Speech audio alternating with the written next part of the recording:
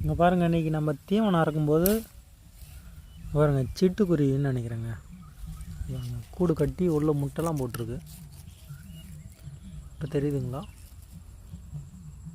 பாருங்கள் முட்டைலாம் போட்டிருக்கு. நம்ம அதனால் இதை மட்டும் ஒதுக்கி விட்டுற போகிறோம். நல்லா வீடு கட்டி முட்டை போட்டிருக்கு.